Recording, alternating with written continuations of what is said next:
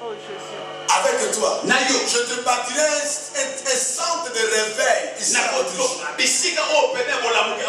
Un centre de réveil. Avec toi, Seigneur. Écoute, promenez avec le projet de Dieu. On arrive.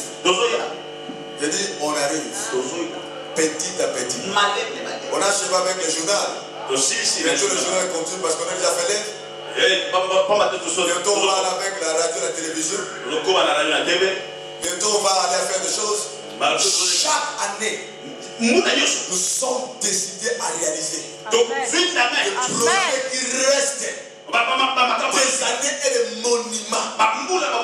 Quelqu'un vient de loin et dit non, il sait déjà. Parce qu'il y a eu des révélations que Dieu m'a montré cette année. Comment réaliser des choses dans la facilité. Il est resté il y a 3 jours quand j'ai prié. Dans 3 jours. Je commence à lire. Il n'y a plus de choses à pomper. Non, l'église. Oh non, comment nous allons faire? Comment nous allons continuer? Comment nous allons donner? Quand il a révélation donnée, vous allez commencer à rire. Amen. Vous allez Seigneur, mais ça c'est fini pour les diables. Oh Dieu est bon. Il y a eu une gloire. Quand cette gloire arrive dans ta vie, il y a le sourire. Amen. Dieu a besoin des gens. Il voulait construire un bateau. Mettre tous les animaux là-dedans. Vous avez vu Dieu descendre de construire le bateau. Vous avez vu Dieu construire l'arche là. Répondez-moi l'église. Lisez votre Bible. C'était l'idée de Dieu. Il regardait la terre. Il trouvait Noé. Et Noé, j'ai un projet, mais c'est un projet colossal. Un bateau, mettre tous les animaux. Papa, un bateau. Tous les animaux dans ce bateau. Et moi j'avais fait pleuvoir la pluie. Et toi tu vas aller dans ce bateau. Ok Seigneur. Écoute, il y a parfois le projet de Dieu quand il vient pour embrasser ça, il faut être un visionnaire. Mais le projet de Dieu qui a le Saint-Esprit. Le Saint-Esprit de Dieu va dire, un bateau plus que Titanic. Mettre tous les animaux. Et les animaux sauvages. C'est quelqu'un d'autre. Imaginez ce genre de projet. Alléluia. Le Seigneur est bien dit, mon fils, construis-moi un bateau. C'est toi, Joe, tu vas faire ça, Joe. Mettre tous les animaux là-dedans. Le bateau là, je ne sais pas où je vais commencer à mettre ça. Je n'ai pas Écoute, c'était la folie. Et Dieu donne aussi le modèle pour ce bateau. Et Noé, la Bible il a fait 100 ans. Il a construit ce bateau. 100 ans. Il a commencé à 500 ans, il a terminé à 600 ans. Les hommes qui passaient à côté, il dit, ce vieux a des problèmes.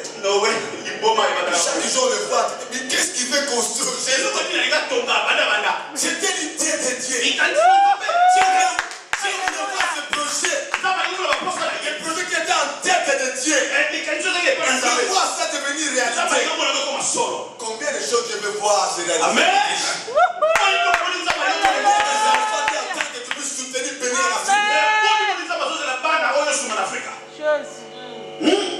Dieu a tellement de projets et chaque des gens donc te dit Seigneur, ne me donne pas de projets.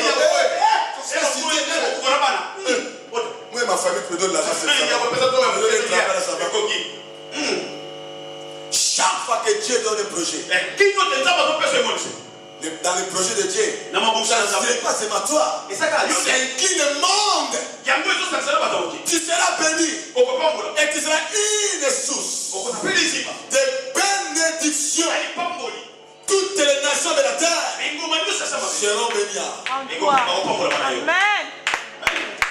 Tu es en grossesse de quelle vision? De toi et ta femme et tes enfants. Et la femme elle a dit quoi? Nous mangerons et puis nous mangerons et puis nous. Pourquoi? Parce que la femme pensait seulement moi et mon fils. Oui, ça ce sont des ambitions. Quand vous avez des ambitions, vous allez manger rien que toi et ta famille. Et puis après nous, vous allez mourir. Mais quand c'est une vision qui inclut une autre personne qui n'est pas de ta famille, je entre à ça. Quand Élie est entré à ça, la mort ne pouvait plus rester dans cette maison. La famine a pris ses chaussures et commencé à fuir. Alléluia. Dieu. Noé commençait à réaliser ce projet. Genèse 6. 8 à 22. Noé exécuta. Noé réalisa. J'aime ça. Noé réalisa tout ce que Dieu lui avait ordonné. Attends, c'était l'idée de qui? Mais qui a réalisé? Hey. Maintenant, imaginez vous devenez le réalisateur des projets de Dieu. Dieu m'a appelé de réaliser un cité. Un cité de 500 000 personnes. Imaginez ça. Alléluia. Le nom de Noé est connu aujourd'hui. Pourquoi? Vous savez pourquoi? Les réalisateurs, ils restent toujours monument. Tu ne verras jamais inaperçu. Non, un réalisateur, le nom d'un réalisateur reste. Dans l'Ancien Testament, il y avait plein de gens. Pourquoi on parle de Noé? Parce que grâce à la chose qu'il a réalisée, Noé n'avait pas cette vision. Noé n'avait pas ces idées. Mais Dieu vient et dit, moi j'ai une vision. J'ai un projet. J'ai besoin de toi. Toi la chair. Parce que moi l'esprit je ne peux pas bâtir. Bâtis-moi une arche ici. Amen. Bâtis-moi une maison. 100 ans. Dieu voulait voir le tabernacle céleste sur la terre. Amen. Il voulait voir le tabernacle sur la terre. Parce que la Bible nous dit le tabernacle que Moïse a conçu, c'est rien que l'image exacte du tabernacle qui est dans le ciel. Parce que l'adoration dans le ciel se passe dans le tabernacle. Et Dieu voulait aussi que les hommes qu'il a créés puissent adorer dans ce tabernacle-là. Mais il faut que ce tabernacle-là devienne visible maintenant. Et dit Moïse, j'ai besoin que tu me construises une maison ici. Appelez tabernacle. J'ai la vision, mais il faut que tu montes à la montagne. Je vais te donner tout.